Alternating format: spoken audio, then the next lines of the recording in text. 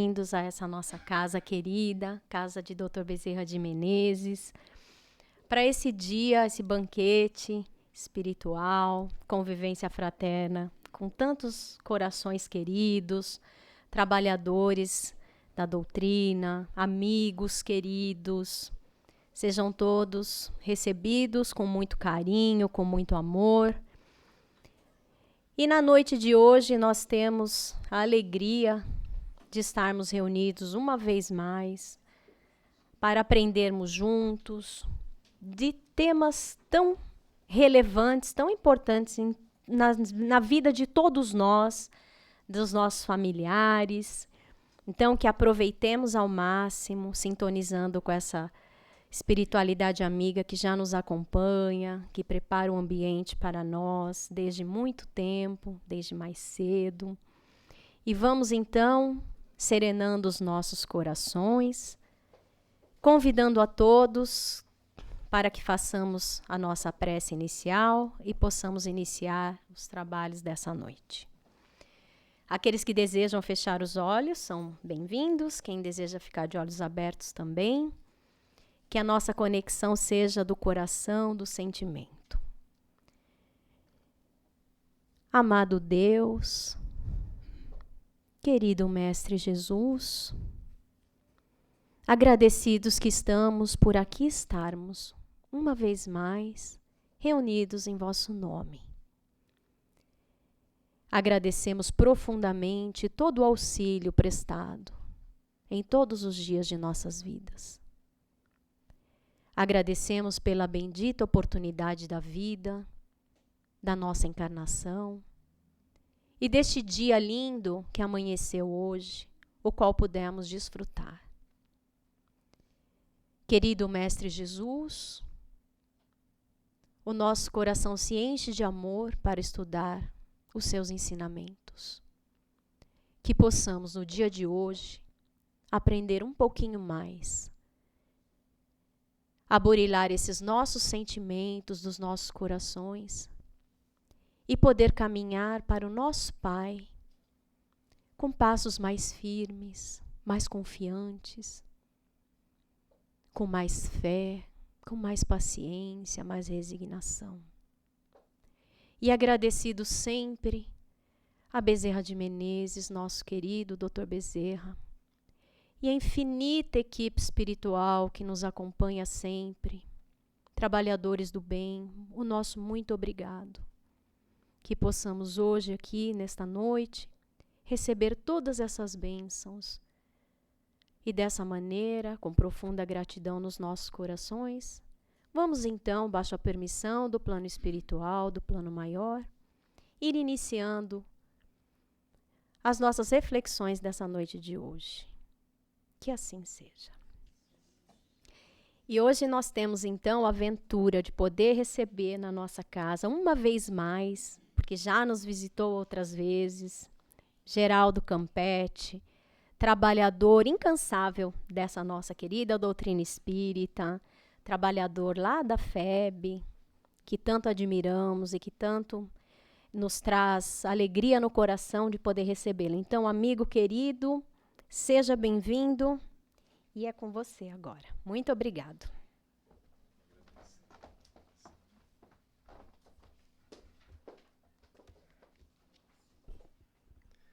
Boa noite, queridos amigos. Amigas e amigos, boa noite. Quando mais espontâneo, melhor fica, não é?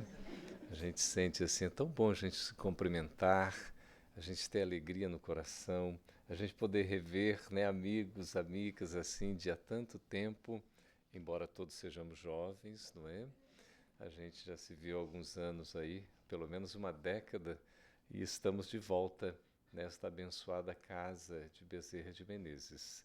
Esse mentor espiritual tem uma mensagem muito interessante que foi ditada a Francisco Cândido Xavier em 1969 e publicada em Reformador, que é o periódico mensal da Federação Espírita Brasileira, que existe, aliás, antes da própria FEB, né, desde 1883, pelo fotógrafo português, foi fundado, Augusto Elias da Silva, que também, depois de um ano, estaria fundando a FEB junto com um grupo de amigos.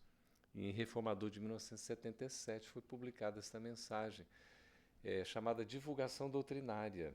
É tão interessante que Bezerra de Menezes, em dado momento da mensagem, jamais encaminhando para o seu encerramento, eu me faço compreensível a todos, falando assim em português? Todos me entendem bem? Porque eu não vou arriscar falar em espanhol. Ah, tem tradução simultânea. Que isso, que lindo, tradução simultânea. Espiritual. Gostei. Então, Dr. Bezerra de Menezes, ele diz nessa mensagem, Divulgação Doutrinária, psicografia do Cândido Chico Xavier, dizendo que todos nós vivemos num regime total de interdependência. É bonito isso, não é? Todos vivemos num regime total de interdependência. É tão bonito que... O que significa isso, afinal? O que é interdependência? Vale dizer que nós precisamos uns dos outros. Nós nos dependemos reciprocamente. Ninguém consegue viver sozinho. A gente até poderia, talvez, viver isolado, como é que é o nome daquele que vive no deserto só? Ah, eremita. Aí ele pode viver aparentemente, né, durante um tempo e tudo, mas para ele ser efetivamente feliz, ele tem que estar no convívio, no contato. E é exatamente essa interdependência. Nós nos desenvolvemos, nós evoluímos à medida em que nos relacionamos com o outro, com o nosso próximo, com todos os seres da natureza, que segundo Emmanuel, o guia espiritual de Chico, e também Joana de Ângeles, guia espiritual de Divaldo Franco, o nosso próximo são todos os seres criados por Deus, não apenas o semelhante, aquele que é o nosso ser humano que está ao nosso lado, mas todos os seres que Deus criou. Então, esse regime de interdependência é uma necessidade. O Livro dos Espíritos coloca que nós estamos numa lei social e há necessidade do progresso pelo contato. A gente só se desenvolve pelo relacionamento. Ninguém vive isolado. O que está mostrando ali bonito, né, Bezerra de Menezes? Que lindo. E a gente só vai crescer, se desenvolver, se a gente se relacionar. E a gente vê que essa questão do relacionamento é uma beleza, não é? É tudo muito fácil, confere? Maravilhoso, né? A gente se dá bem, principalmente nascendo em família, onde só tem espírito evoluído, não é? Os vizinhos têm problema, não é conosco, né? Parece que a gente tem a solução de tudo. E aí a gente precisa aprender a estabelecer essa convivência, esse relacionamento harmônico, esse momento que vai promover efetivamente o desenvolvimento dos laços do amor, o que não é tão simples. Bom, isso é essa interdependência. Depois, Bezerra, cadê a nossa menina da comunicação, do cinema? Ele diz assim, aliás, ele diz o contrário, diz assim, não há caminho sem comunicação. Não há caminho sem comunicação. A comunicação só vai existir se houver caminho. Ou seja, você vai abrir caminhos com a comunicação. Se não há comunicação, não há caminho. E o caminho é decorrente da comunicação. Então eu preciso me comunicar para poder abrir o caminho. Isso significa que nós precisamos estabelecer pontes de entendimento, não muros de separação. E é uma necessidade importante para a gente poder exatamente se comunicar. Comunicar é como se a gente pegasse a palavra assim, comunicação, aqui na vertical, vocês estão vendo a palavra comunicação? Né? Todo mundo vendo? Comunicação. Como é que se escreve comunicação? Comunicação.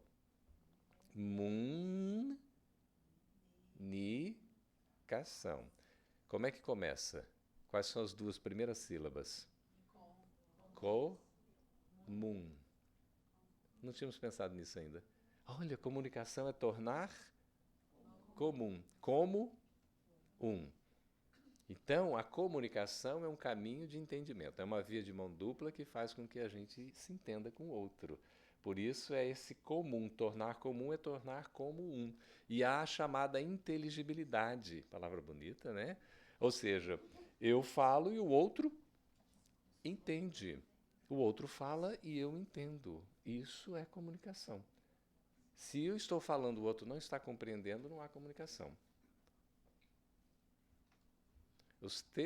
Não pode falar usted, que é mais formal, né? Tu. Vocês estão assim, esquisito. Compreendes totalmente yo que digo, yo que digo, yo que digo yo, o que estou falando. Tá vendo? Então, se há o entendimento, há a comunicação. Eu vou assim comunicando, tateando, vou aprendendo. Se a gente não entende, não há comunicação. Por isso que é importante o diálogo, a conversa, a fraternidade, a solidariedade.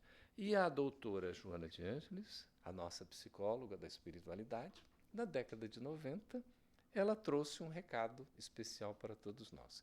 Que Edivaldo Pereira Franco, o apóstolo do bem, apresentou numa palestra naquele período da década de 90, trazendo uma trilogia. Ora, se é uma trilogia é porque tem três elementos, não é? 3 apontamentos, 3 argumentos, 3 bases, 3 fundamentos. Então, a trilogia que Joana de Ângeles apresenta é no sentido de novos rumos para a casa espírita, para o centro espírita. Virou até um livro, não é? O nome de um livro, não é? Tem até umas edições. A gente não consegui encontrar. Eu recebi o livro aqui, a minha maninha Luziane Bahia, diretamente lá de Salvador, da mansão, mandou o livro para mim, né? Mandou em PDF, mas não pode ficar divulgando, não, tá? E ali tem todo o conteúdo. O Divaldo faz a palestra, eu assisti entrevista sobre o assunto para poder entender o que é essa tal história, né, dessa trilogia. Bom, trilogia a gente já sabe que é 3, não é? E novos rumos para a casa espírita, para o centro espírita. Começa com são 3 verbos. Verbo em português, né, terminado ali no infinitivo, é sempre com o final R.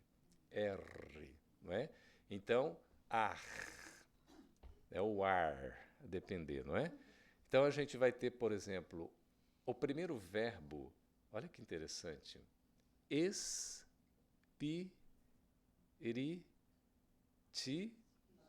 não digam. Como é que é mesmo? Espiritizar. Espiritizar. A proposta é espiritizar. E aí a gente diz, mas o centro espírita já não é um centro espírita, já não está espiritado? Por que espiritizar?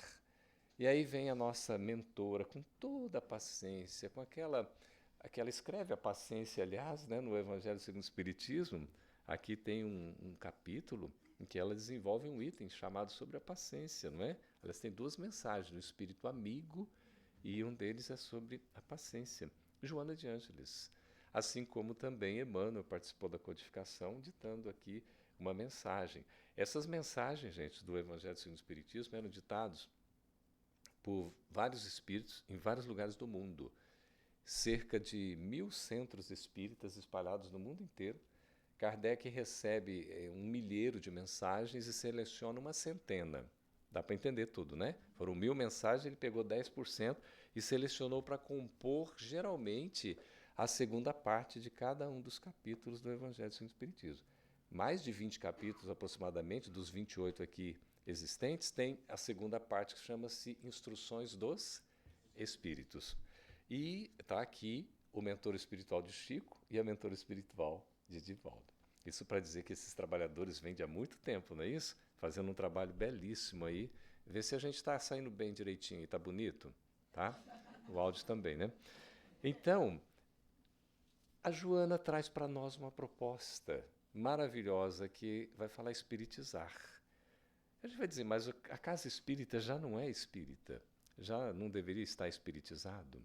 Não é? Por que ela traz essa mensagem? É um alerta, queridos, para que a casa espírita seja efetivamente espírita. Para que na casa espírita se fale sobre o espiritismo, que se estude o espiritismo, que se pratique o espiritismo. Por incrível que pareça, para que a gente tome o cuidado de não trazer para a casa espírita, importando determinadas práticas que não lhe são convenientes nem lhe são adequadas, porque não são espíritas. Podem ser, inclusive, espiritualistas. Mas nós precisamos ter esse cuidado com o que a casa espírita está fazendo, estudando, como ela está se constituindo. Então, o objetivo de qualquer casa espírita é exatamente promover o estudo, a prática e a divulgação do espiritismo. Todos os centros espíritas no mundo inteiro existem para essa finalidade: estudar, praticar, divulgar a mensagem. E aí nós temos uma oportunidade valiosa, que é o do próprio conteúdo espiritista, que foi nos trazido pela revelação dos espíritos superiores, na codificação de Allan Kardec, por meio de 5 livros principais. Que é tão interessante. Quantas 3 revelações nós temos mesmo? 3, né? Então vamos lá. Moisés, Jesus, Espiritismo. Olha que interessante. Cerca de 1.250 anos antes de Cristo vem Moisés, é um profeta maior. E ele, como médium, ele recebe num monte chamado Sinai os 10 mandamentos. E ele recebeu em 2 tábuas de pedra. Olha que interessante. Um fenômeno marcante, porque já foi ali alcunhada a mediunidade. Moisés era um médium, no passado se dizia um médium forte. Sabe como é que é? A mediunidade ali, olha, era presente mesmo, né? A mediunidade forte. Ele era um médium de efeitos materiais, conseguiu fazer a materialização de palavras, de escritas, de letras, de frases, pela escultura por meio do fogo em pedra. Coisa simples, não é? Básica. E aí, então, ele era um médium de efeitos intelectuais, igualmente, como classifica Allan Kardec em O Livro dos Médiuns, porque trouxe toda essa abordagem da espiritualidade com a lei divina, nesses 10 mandamentos. E é um fenômeno conhecido amplamente por piropneumatografia. Piro por causa do fogo. Pneumato, porque foi direto. Grafia, escrita. Então foi esculturado na pedra. Não foi escrito com carvão, não foi escrito com lápis, não foi escrito com caneta, muito menos bique, muito menos azul. Então foi esculturado pelo fogo. E ainda reza uma lenda que Moisés desceu do Monte Sinai. Quando ele chegou lá embaixo do monte, o que estava acontecendo? O pessoal estava adorando o bezerro de ouro. Ele fica o quê? Furioso e quebra as 2 tábuas. Teve que partir no meio, teve que voltar para escrever de novo lá em cima, né? Imagina que história é essa. Teve que levar as pedras. E a gente vê como Moisés ele traz a revelação da justiça. A revelação da justiça vem primeiro. E o que é a justiça? Allan Kardec vai ter explicação numa pergunta de O Livro dos Espíritos, quando ele pergunta no que consiste a justiça. E o Espírito da Verdade responde: a justiça consiste em cada um respeitar os direitos del outro. Gostei. Mucho. La justiça consiste em cada uno respeitar o direito del outro. Isto é a justiça. Isso é a justiça. Gente, até que eu falo bem espanhol, não é? Estou assim, admirado de mim mesmo. Se entende? Oh, graças! Essa foi como é que fala, é a da misericórdia.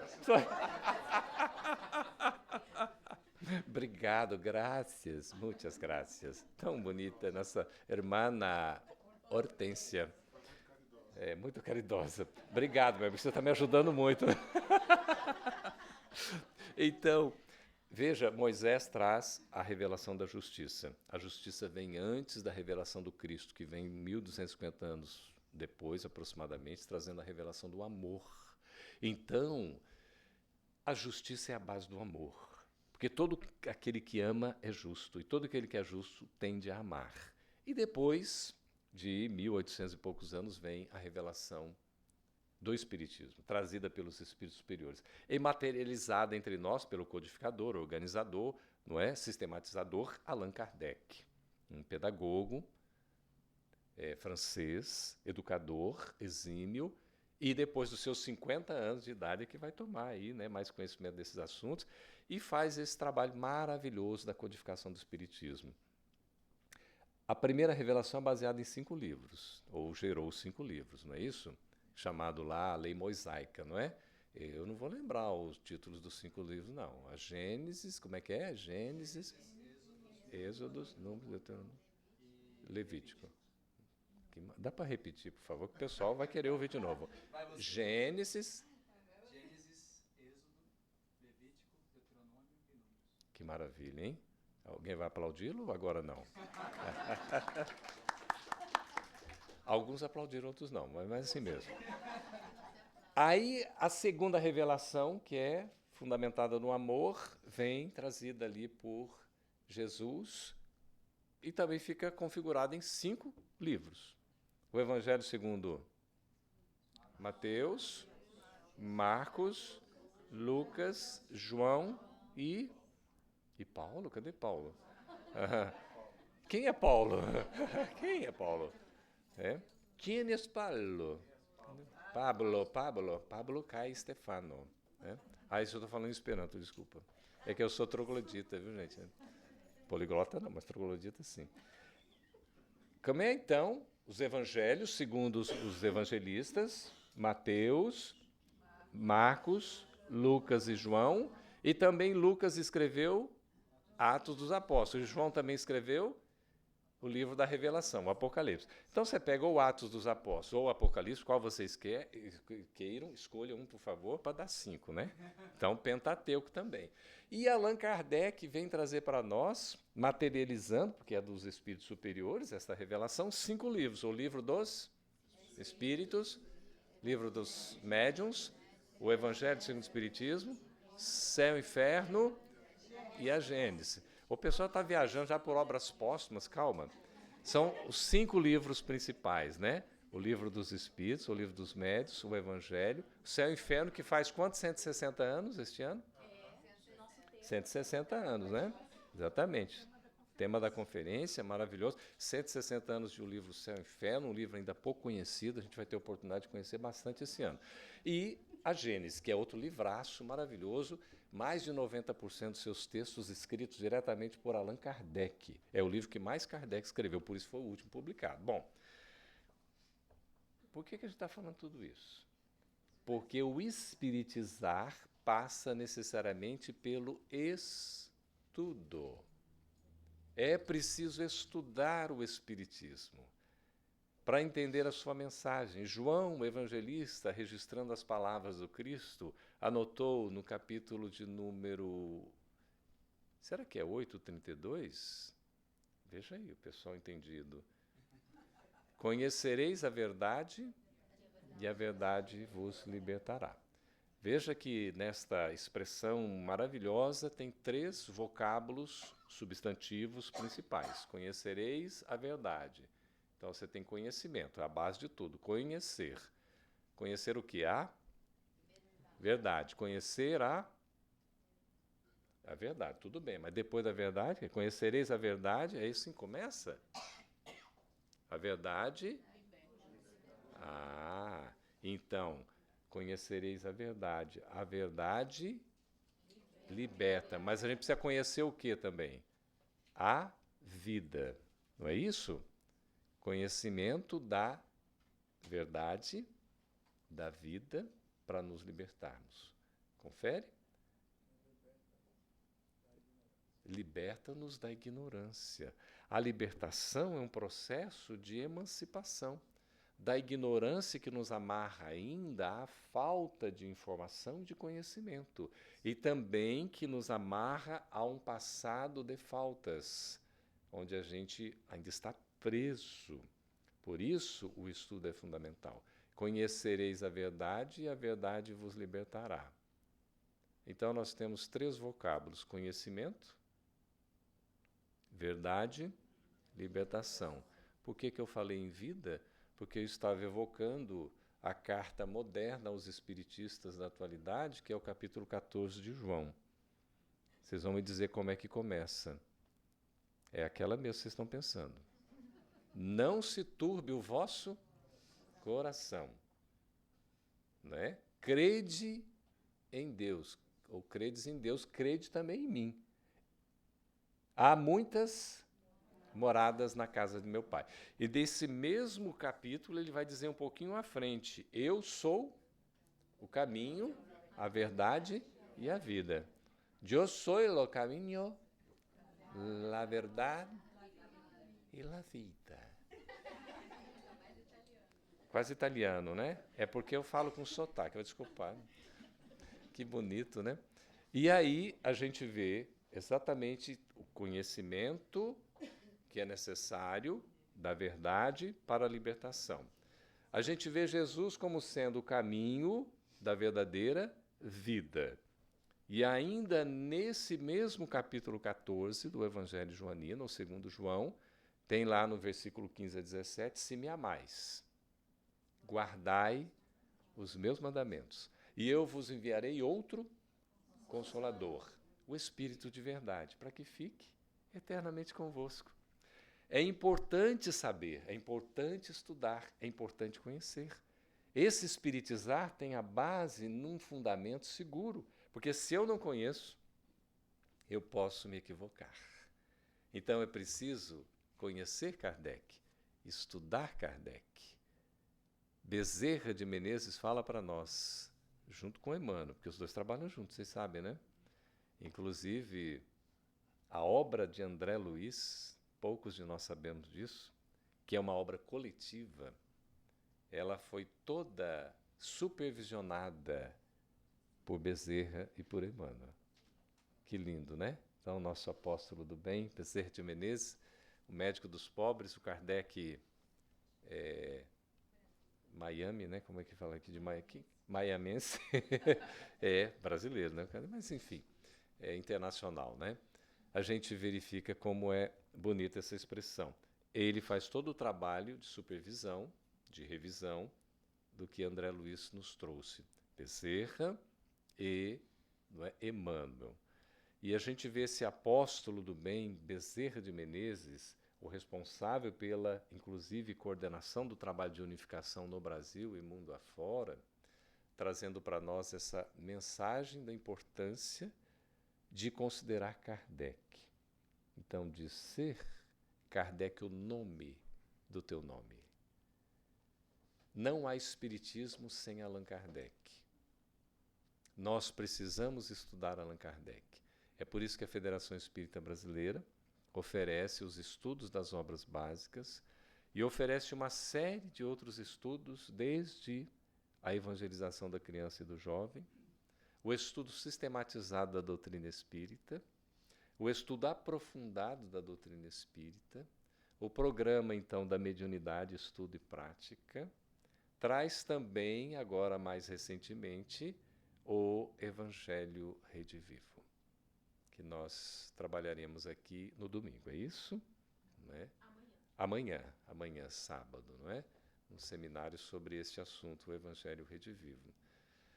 E é importante estudar, importante refletir, importante ponderar. Isso é espiritizar. Às vezes, por uma falta de conhecimento, nós tendemos a trazer algumas práticas que são um pouco estranhas ao espiritismo. E às vezes misturamos as coisas e perdemos a oportunidade de tratar do espiritismo na casa espírita. Como é que eu posso usar uma tribuna, como é que é o nome? Um púlpito de uma casa espírita para tratar de assuntos que não são espíritas? Ah, Campete, mas você está sendo muito radical. Eu posso até trazer outros assuntos, mas o espiritismo tem que ser a base do estudo desses assuntos. Qual é a contribuição espiritista acerca de tal temática? Agora, incorporar algumas práticas não tem o mínimo sentido. O espiritismo não é o centro espírita, embora seja um lar para o acolhimento, seja um hospital para o tratamento espiritual, pelo atendimento, não é? Pela conversa, pelo diálogo fraterno, pelas reuniões medianímicas em que os espíritos sem necessidade são atendidos, não é uma instituição onde a gente vai implantar consultórios médicos. Poderia, Campete, ter um trabalho de assistência nesse sentido, com consultórios odontológicos, como acontece, mas você tem que saber distinguir uma coisa da outra. Isso é uma atividade desenvolvida numa promoção social pela casa espírita. Não é a atividade principal da casa. A gente tem que saber separar, porque daqui a pouco a gente tem de tudo e a gente esquece do estudo. Então, o estudo é fundamental, é a base, desde a evangelização da criança e do jovem, que a gente precisa preparar, as pessoas precisam conhecer. Então, espiritizar é nesse sentido de nós termos segurança. Por exemplo, eu quero frequentar o grupo mediúnico. Eu também quero. É uma delícia frequentar o grupo mediúnico. A gente acha assim, eu estou chegando na casa espírita e eu já quero ser, né, médium. Aí, ser médium está na moda, então é uma coisa boa, eu vou para o grupo mediúnico. Quando eu estava na minha cidadezinha, no interior de São Paulo, tinha 4.000 habitantes. Quando eu saí de lá, ficaram 3.999. E havia um centro espírita na casa. E esse centro espírita só tinha a parte prática. Mas a parte prática não era de assistência e promoção social, não. Era de reunião mediúnica. E a reunião mediúnica era pública. Como é que você sabe? Captou, muito bem. É médium, ela é telepática. E aí, a reunião era pública. Só vale dizer que na Revista Espírita, que também foi organizada e dirigida por Allan Kardec, desde 1858, um ano depois, né, do Livro dos Espíritos, e até 1869, quando ele desencarnou, ele fez a direção dessa revista belíssima. Ele trazia os assuntos da atualidade, as explicações espiritistas e tal, um verdadeiro laboratório para a gente saber como faz um periódico espírita, né? Alguns aprenderam, outros estamos aprendendo, digamos assim. E aí ele coloca uma reclamação que ele teve por conta de uma reunião mediúnica, em que aparecia um espírito assim se apresentando como se fosse uma entidade superior, né? E não era uma mistificação assim confirmada, porque não tinha nada a ver com o espírito evoluído aquilo. Na reunião da semana seguinte, Kardec foi e questionou então o mentor, mas falou: como é que o senhor deixa entrar um espírito mistificador aqui na nossa reunião? Aí Kardec falou: mas como é que você deixa a reunião ser aberta para qualquer um que queira entrar? Porque a reunião mediúnica é uma reunião privativa, é uma reunião fechada. É uma reunião em que já não chego logo, vou para a reunião mediúnica. Provavelmente é o estágio lá para frente, depois que você já passou por outra experiência, já passou por vários estudos, já está trabalhando na casa, não é só um frequentador, um trabalhador. E aí vai se verificar, como aqui esta casa mesmo tem, né, candidatos aí que já estão no trabalho e tem toda uma caminhada. Não é que vai esperar a gente, vou esperar fazer tudo para chegar lá. Aí você desencarna e não fez ainda, né? Aí não dá. Mas tem que ter a seriedade. Então, eu me lembro que a gente chegou lá e fomos implantando em família, né? O Mano Carlos era o mais velho, continua sendo o mais velho, né? Mano Carlos Campete. Ele é o mais velho, eu sou o mais novo. Ele é o primeiro, eu sou o último. Ele é o mais evoluído, eu sou o menos evoluído. Ele é o mais bonito e eu sou mais bonito ainda. Nem precisa dizer da humildade, né? Então não vamos comparar. E aí a gente foi fundando a parte do estudo, a parte de palestra pública, né, a parte da evangelização. Nossa, é água fluidificada? Que lindo. Obrigado. E aí a gente foi fazendo esses outros trabalhos, né? Fundamos a Mocidade, inclusive, à época, tudo com orientação da USE. Lá recebíamos o material, começa pelo começo, enfim. E aí fomos formando uma base. A base, gente, ela é importantíssima, o estudo. Né? Então, eu quero frequentar uma reunião mediúnica. Não é bem assim, você vai frequentar, mas primeiro tem todo um caminho. Eu quero dar passe. Né? Quem é que se acha habilitado aqui para dar passe? Aí a gente não tem que. Você dar passe, você vai ter que fazer um curso, vai passar por todas as técnicas, vai levar 33 anos, a idade de Jesus, para depois poder dar um passe. Né? Claro que não tem isso. Mas eu tenho que ter as mínimas noções.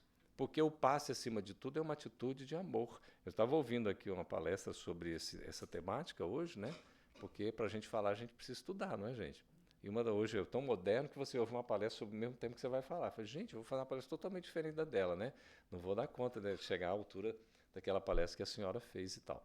Mas ela citou um exemplo lindo, que é esse negócio do passe, que a gente acha que às vezes, né? Passe tem muitas exigências, aquela coisa toda e tal. Mas a principal exigência para o passe qual é? O amor. O amor. E o passe é extremamente simples, porque constitui-se o quê? Na imposição das mãos. E ela fala, e a gente padronizou, convencionou aí, estender as mãos para simplificar na casa espírita. Nada impede, numa coisa mais específica, num trabalho mais direcionado, você faz um passe dispersivo, você faz um passe mais de concentração, você faz um passe de higienização. Aí você tem todas umas técnicas e tal, né? Agora, num passe que é numa reunião pública, essas coisas que é tudo mais simples, a imposição de mãos basta. Porque se você colocou a mão sobre o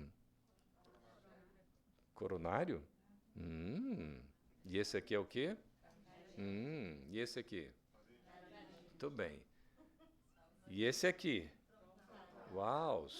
Tá muito bem. E esse aqui? Kundalini. É. Né? Ciática. Ai, não fala do ciático. Gente, alguém já teve ciático aqui?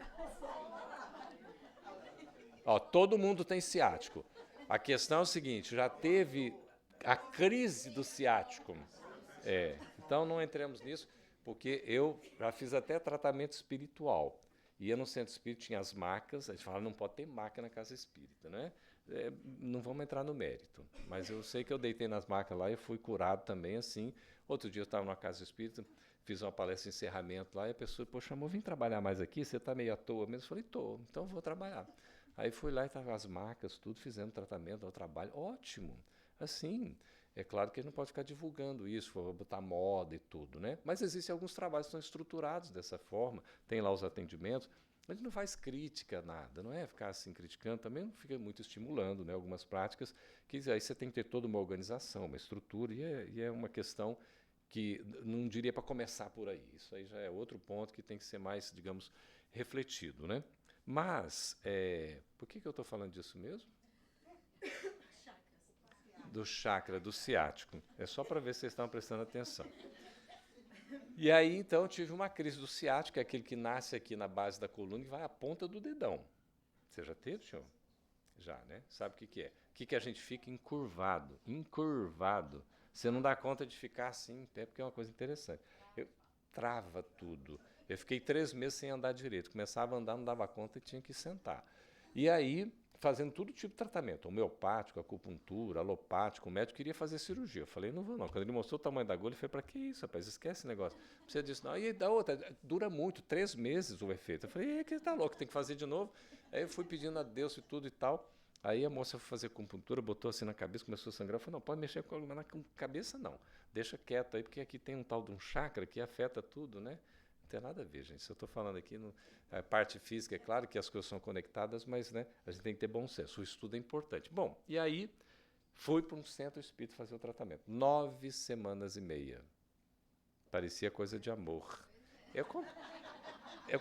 Olha essa coisa assim. E aí ia lá, os amigos espirituais botavam um aparelho para eu andar, e depois que eu saía, bem muito disciplinado no pensamento, na vontade, os obsessores botavam um aparelho para eu não andar. Aí chegava lá na outra quarta-feira, que é sempre quarta-feira, né? Aí você ia fazer o tratamento, tinha que tirar o aparelho que os danadinhos tinham colocado e botar um outro para ver se você conseguia andar. E, enfim, nesse negócio, 9 semanas e meia, uma beleza, né? Graças a Deus. Depois não tive outras crises, mas não do ciático. Mas posso ter a qualquer momento.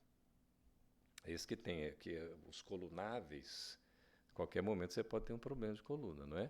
E o ciático é um desses especiais. Bom, nada acontece por um acaso. Então a gente vai dar um passo, por exemplo, você tem que ter o mínimo de conhecimento para fazer o trabalho. O espiritizar vem nessa proposta da gente conhecer, de ter o estudo, de ter segurança, de saber o que vai fazer. Fazer com responsabilidade, com consciência. E aí vem um segundo verbo que a mentora utiliza, que é o... ninguém sabe, estou gostando. Espiritizar...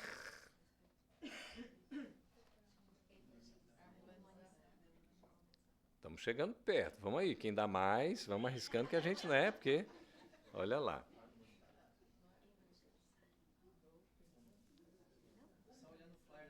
Ah, por favor, gente, cadê? Eu vou aguardar vocês aqui. Espiritizar é esse primeiro verbo que a gente falou aqui. Todo mundo entendeu, não é? Ai, muito obrigado. Quem foi que você lembrou? A Hortência. Uma salva de aplausos para a Hortência. Aí, mais pessoas aplaudiram. Ninguém gosta do Velho Testamento.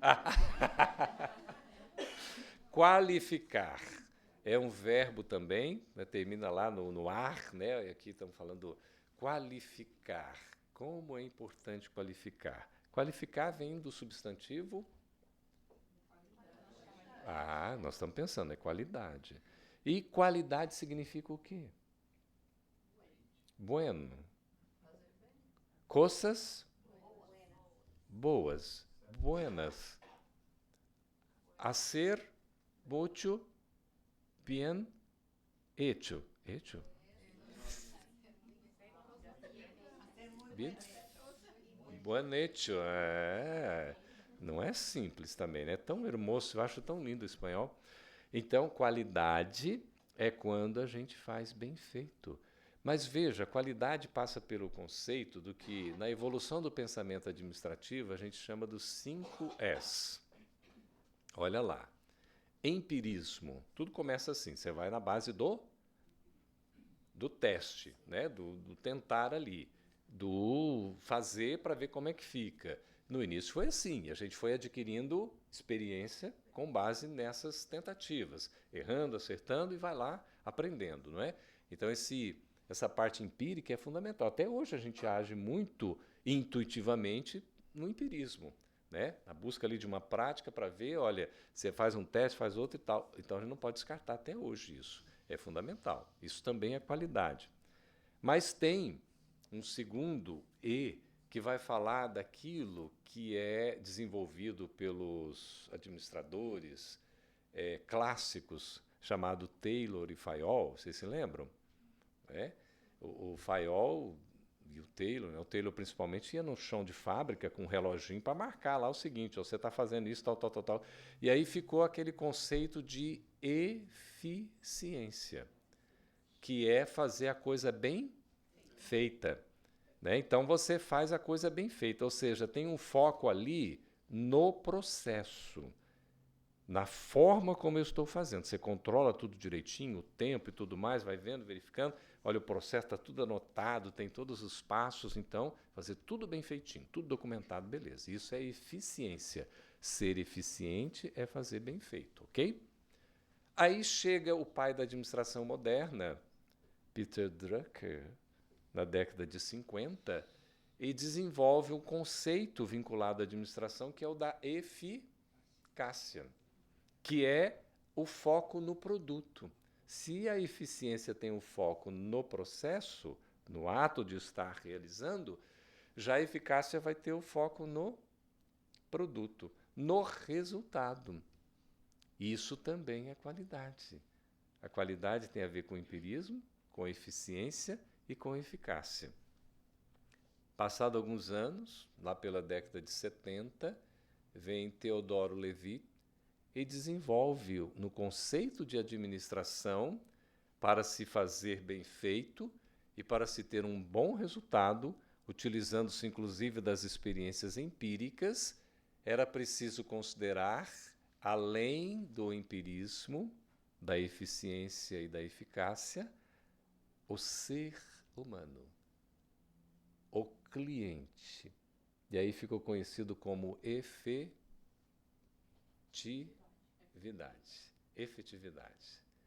Ser efetivo é quando você consegue fidelizar. É quando você consegue fazer alguma coisa que chama atenção e que mantém, que permanece. Vamos fazendo os links com o Espiritismo, com o Centro Espírita, por hora no pensamento, tá bem? E aí tem um quinto E, ou E, que é aquilo mais moderno, que a gente chamaria dos administradores holísticos, que consideram a qualidade para além da questão empírica, da eficiência, da eficácia e da efetividade, considera a espiritualidade.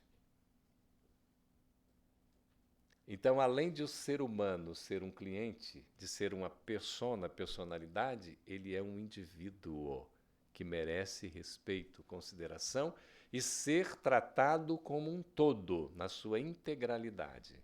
Isso é qualidade espiritual. Por isso, algumas empresas desenvolvem, inclusive, o QE, que é o quociente, né? Exatamente, emocional, e também o QI, que não é quem indica, mas é o quociente de inteligência espiritual. Então, é muito interessante isso, porque empresas já se ocupam. Então veja que já começa a dar uma certa guinada gradativa, que seja, saindo do materialismo e indo também por esse lado espiritualista. Isso tudo é qualidade. Imaginemos na casa espírita. Qualificar é nós nos prepararmos adequadamente, convenientemente, suficientemente. E como é que a gente faz isso? Fazendo o melhor ao nosso alcance. Sendo perfeito, como está no capítulo 17, aqui, de O Evangelho segundo o Espiritismo. Mas sendo perfeito dentro da nossa possibilidade, dentro das nossas condições. Nós não vamos fazer nada além do que a gente pode. Deus não pede esse sacrifício para nós. Deus não pede que a gente sofra, que a gente sinta dor. Deus quer a nossa felicidade. Quer que nós nos sintamos bem com o que nós estamos fazendo. Então, essa questão do qualificar, a qualificação é quando nós estamos buscando nos desenvolver, nos aprimorar. E aí entra o autodesenvolvimento, que é o que eu posso fazer para mim mesmo e por mim mesmo, através de um estudo em casa, individual, através de experiências de aprendizado que eu vou atravessando aí, né, no desenvolvimento do que a gente chama do famoso chá. Queria convidá-los para tomar um chá, lembra? Não é? Que é a tal da competência. Então, o chá, porque o C de conhecer, quem é competente precisa saber conhecer. Mas, além de ser aquele que busca conhecer, ele precisa também saber fazer, que é o H de habilidade. Então, o chá é conhecimento, habilidade. E o A é do que mesmo que eu esqueci? Amor, que coisa linda, meu Deus do céu. Como é que faz isso aqui mesmo, gente? É tudo assim. Lindo, né? Atitude. Atitude. Atitude que se converte numa atividade. E no nosso caso, a base de tudo é o amor. É o amor. E aí, a gente tem exatamente essa parte da qualificação. Eu preciso ser competente. Para eu ser competente, eu preciso conhecer, eu preciso saber fazer e eu preciso querer fazer, que é atitude. Mas para eu ser competente mesmo, né, Rosana, eu preciso o quê? Fazer. Porque eu posso ter, né, Tereza, ali, apenas assim a vontade, né, eu posso até saber que isso é importante, posso ter até uma ou outra prática lá no passado. Olha, eu já treinei bastante, agora eu só fico querendo. Mas se eu não faço, de nada vale. Então, aliar a teoria à prática, o estudo à vivência. Isso é fundamental. Isso é qualificar. Qualificar é colocar, assim, não é, Cris, no ponto de ação. Eu preciso agir, eu preciso fazer. Não é? E como o nosso tempo vai voando, não é, Antônia? Aqui a gente tem que trazer o outro elemento da trilogia. Além do espiritizar, qualificar, é o humanizar. O pessoal agora foi rápido, hein, Eliseu? Você viu ali que o pessoal já estava afinado, pensando que quando ele perguntar, já vai na... Não é? Não este improfisso, este estudio. Sabedoria, né? O resultado é da reflexão, olha que coisa linda. E esse humanizar significa o quê? Humanizar. É preciso humanizar. Alguns psicólogos têm a corrente de estudo, né? Ou abordagem humanista, como Carl Rogers, por exemplo, que é um psicólogo americano na década de 70, 80, escrevia bastante, não é? Aqui nos Estados Unidos.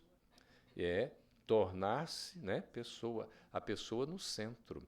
Considerar o respeito ao outro. Isso é alteridade. Então, humanizar nada mais é do que você considerar o outro como um ser humano. E um ser humano como nós mesmos. Significa que todos somos irmãos, filhos de um mesmo, formamos uma só. Só para repetir, todos nós somos filhos de um mesmo, formamos uma só. Por que a gente não se gosta, então? Por que de vez em quando a gente se desgosta? Não é? É porque é família. E a família é um cadinho purificador. Não é? Purificador, torna a dor pura. Nós vamos nos evoluindo. Consolador é o que consola a dor. Não é assim? Humanizar é considerar, é respeitar. A alteridade, o outro existe. Começa por aí. Aí vem a questão de nós trabalharmos a assertividade. O outro existe e ele tem direitos. E esses direitos precisam ser respeitados. Ou seja, nós precisamos ser justos. E isso é assertividade. Às vezes eu penso assim, eu cheguei numa idade na minha vida que eu falo o que eu penso. Dou a quem? E que os incomodados que se... Vocês sabem de cor, né, gente? Impressionante.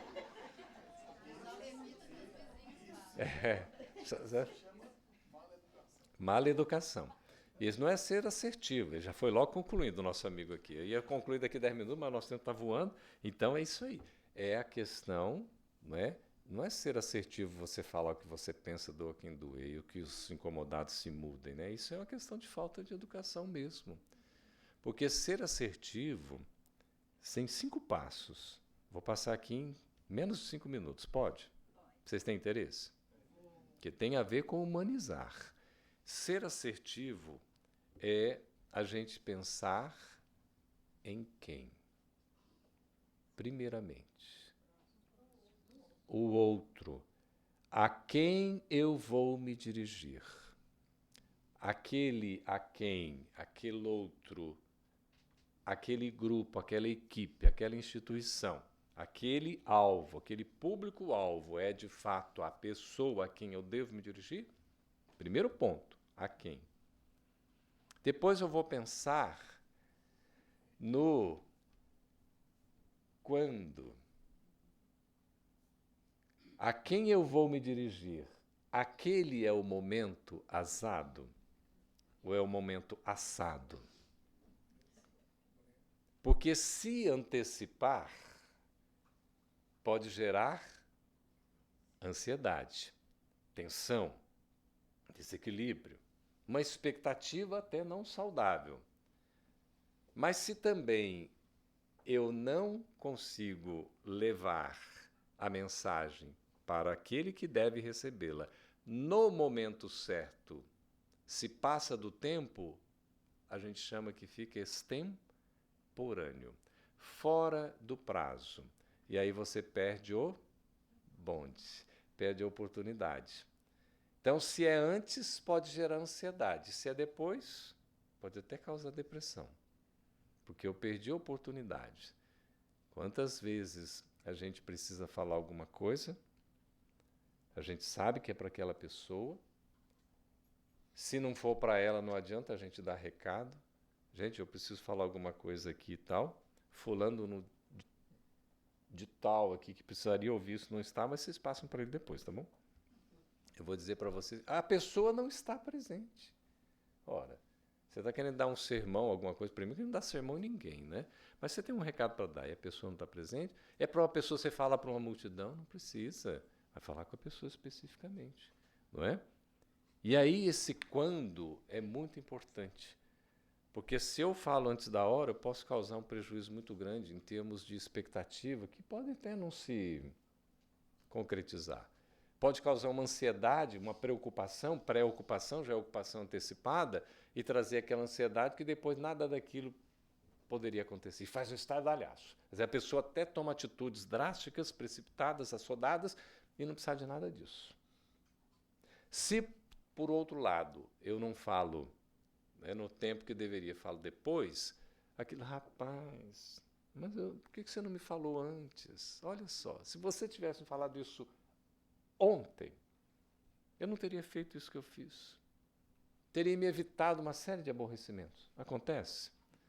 Não é? Então, ser assertivo é falar na hora certa, na hora precisa. Ah, mas como é que eu vou saber disso? A gente vai observando, vai acompanhando, vai analisando, né? Olhai, olha lá, recomendação de Jesus, anotada por Marcos através de Pedro.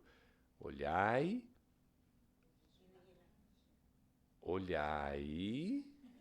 vigiai e orai. Orai vem depois de tudo. Primeiro a gente olha, a gente vigia, aí a gente ora.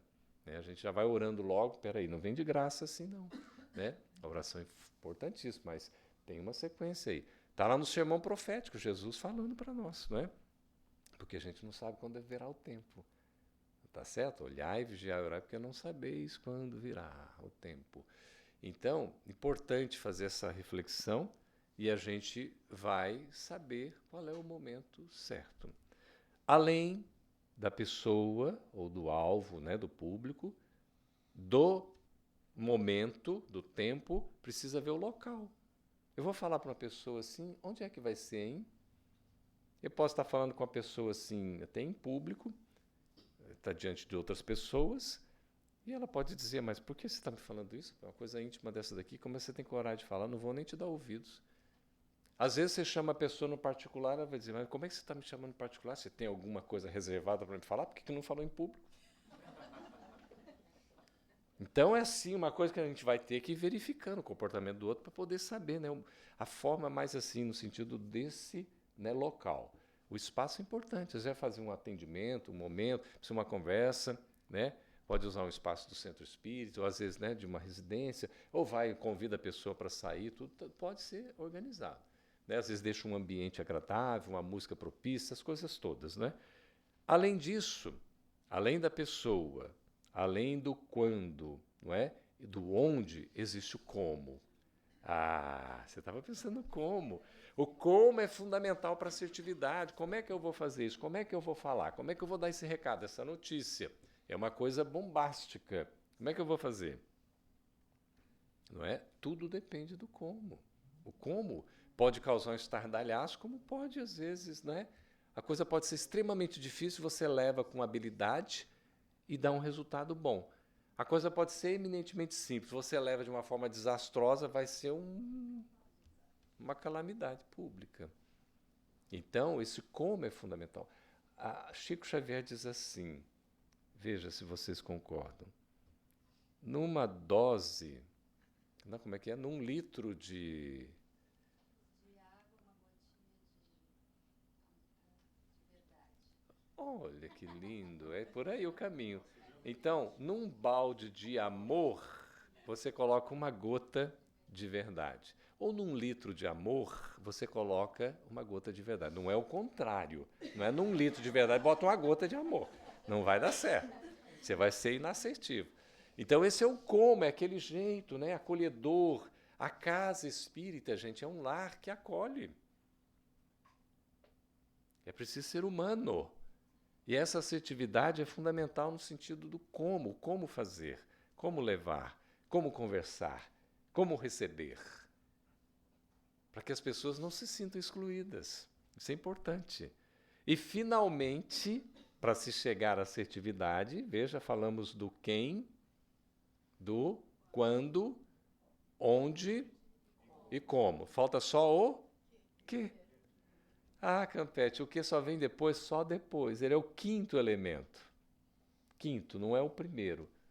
Então, aí sim é que eu vou falar o que eu tenho para falar. Depois que eu considerei a quem, onde, o quando, o como, aí sim o que. Haja misericórdia, né? É essa misericórdia que Deus tem para conosco. Porque o que não é o mais importante. É todo esse ponto. Ele também é importante, mas não é o mais. Porque senão a gente dá o recado lá e vai embora, né? Nem olha os olhos verdes bonitos. Tem que olhar, tem que ver a pessoa, tem que sentir, não é? Esse abraço gostoso que a senhora está dando, também quero, né? Então, assim, a gente está compartilhando. Isso vai fazer muita diferença em ser assertivo. E isso é ser humano. O ser humano considera, ele respeita, ele enxerga o outro, ele considera esses direitos que o outro tem e respeita. Além do que, ele é empático. Vocês sabem o que é empatia? Nós temos mais 10 minutos, senhora presidente? O que é empatia? Geralmente a gente diz que ser empático é se colocar no... Vamos repetir? Ser empático é se colocar no... Então vamos desmistificar, porque é o seguinte, ninguém consegue se colocar no lugar do outro. Vou dar um exemplo. Você poderia ocupar o lugar dele, por favor? Só se ele sair. Aí já é outra história, né? Ele já está ocupando o espaço físico, não tem como ele ocupar o mesmo espaço. Vamos colocar emocionalmente. Eu consigo ocupar o espaço emocional de alguém? Já é dele. Você só vai se aproximar para poder colaborar. Não é para ficar sofrendo junto, feito assim, a não ser como o Chico fazia. Quando ele não dava conta, ele sentava e chorava junto. Era a melhor maneira de ajudar, com amor, não é isso? Mas até emocionalmente, a pessoa tem o seu espaço. Psiquicamente, cada um tem a sua mente. Não tem como eu estar... posso até influenciar, tudo é possível, mas ele já está no espaço dele. Não tem como eu ocupar esse espaço. E nem é recomendável que assim seja. Então, ser empático não é se colocar no lugar do outro, mas é estar junto do outro. É estar próximo do outro. É ser companheiro do outro. É ser amigo do outro. Isso é que vai fazer a diferença. Madre Teresa de Calcutá era empática. Chico Xavier era empático. Ele dizia que se pudesse, em todas as cidades, colocar naquele balão de entrada, aqui chama como? É diferente, naturalmente. Você está entrando numa cidade, você tem aquela entrada, não é? Ali a identificação. Como é que é o nome? Rotatório. Aí, olha, aí tem os nomes bonitos, né? Lá também vai variando assim. E aí você colocava ali, né, naquele queijinho, ou melhor, não, né, naquele... Você colocar o quê? Amai-vos uns aos outros. Era a recomendação de Chico Xavier, né? Dizem que Madre Teresa estava passando por um local em que havia um... Aliás, ela não estava passando, ela estava trabalhando no local. Quem estava passando era um texano. Texano é do Texas, né?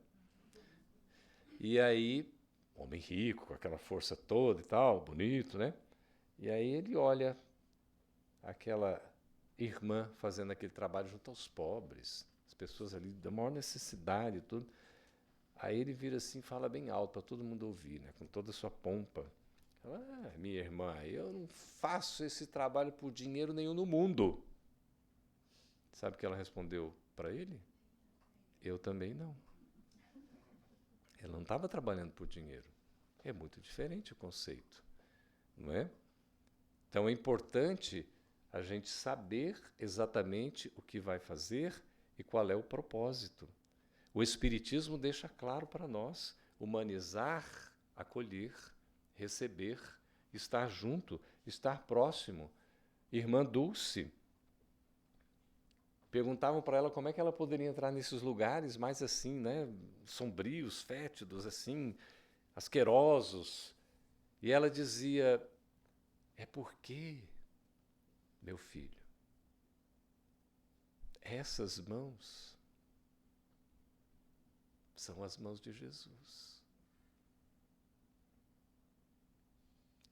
Estes olhos são os olhos de Jesus.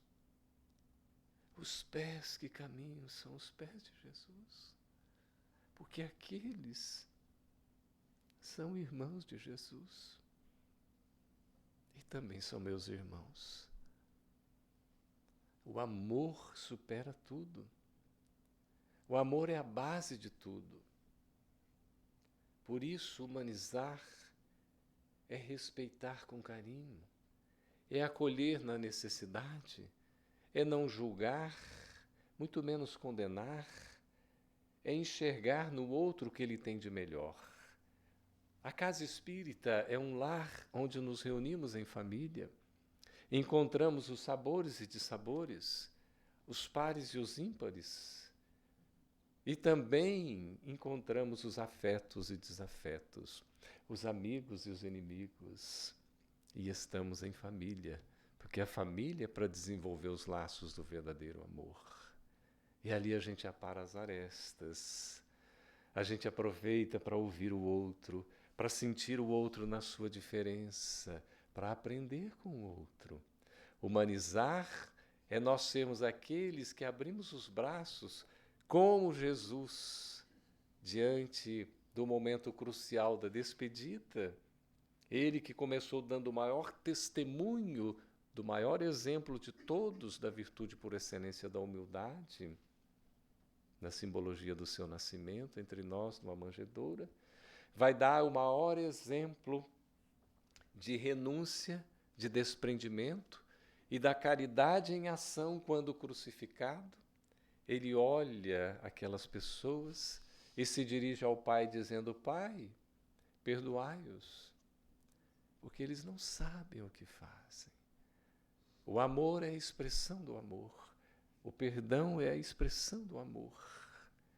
Para que a gente possa se libertar de amarras que ainda nos aprisionam a um passado de faltas, a um estado ainda belicoso. O convite de humanizar é tornar a humanidade a nossa irmã. Perguntaram a Chico Xavier por que ele não havia se casado. E ele respondeu: porque a minha família é a humanidade. A humanidade, o nosso irmão, a inclusão respeitosa, o direito de todos, a justiça, que é a base do amor, o amor que cobre a multidão dos equívocos, o amor que é o fim, o início de tudo, o amor que é a razão da existência e da vida. Por isso nós estamos aqui. Daí a proposta iluminada da mentora, benfeitora, que nos assiste a todos, Joana de Ângeles, propondo espiritizar, qualificar, humanizar. Porque esse é o caminho, o novo caminho, que já vem com a proposta desde a década de 90, para a casa espírita, para que a gente possa aprender a fazer o melhor ao nosso alcance, dentro das nossas condições. Quando a gente olha para o outro e enxerga nele o nosso irmão, tudo fica mais fácil.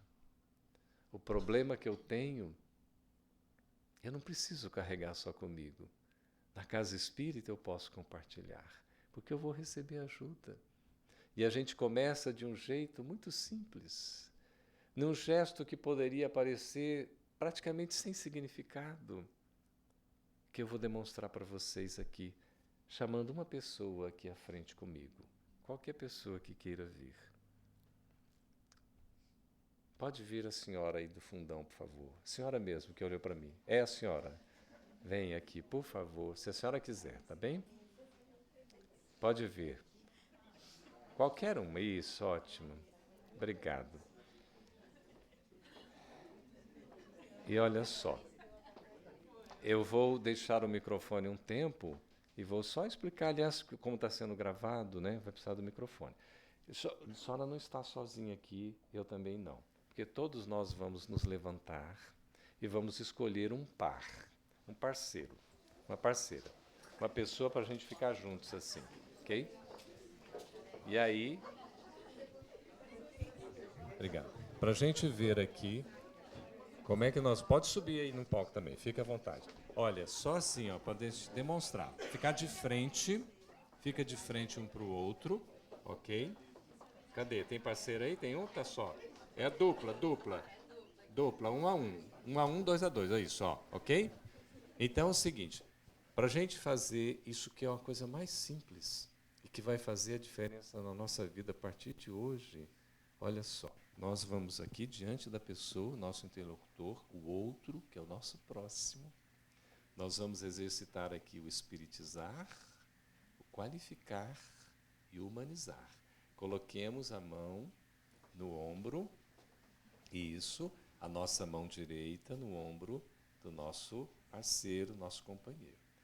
A gente vai fazer como se fosse dar um passo, colocando a perna para frente, isso. Ok, colocaram, cada um colocou a sua perna assim, estamos confortáveis, ok? Agora a gente vai olhar nos olhos do outro, profundamente, olho nos olhos, quero ver o que você me diz. Deseja todo o amor que puder para este ser de Deus que está à sua frente. E agora pode completar o abraço.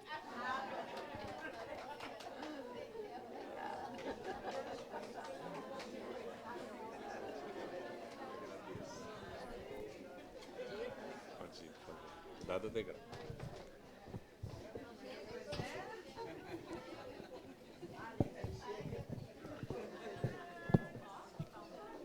Muito bem. Eu queria agradecer a vocês por esse momento de 1h15 minutinhos. A gente vai fazer uma prece quando a nossa presidente aqui autorizar, musicada. Isso é para exercitar a caridade de vocês, na demonstração, para ver se vai dar certo, né? Esse processo todo, tá bem? E aí a gente vai usar o violão sentadinho ali, a gente canta, porque como a gente não é cantor, precisa estar sentado, né? Porque a coisa já está sentada, tá bom? E a gente faz a prece musicada, pode ser? Tá? Ok, gente? Então, que a gente possa manter essa vibração gostosa, de família, não é? Aqui neste centro abençoado, Bezerra de Menezes. Eu vou tirar o violão dessa super capa, que é impressionante, viu? Para a gente poder aqui cantar, ok?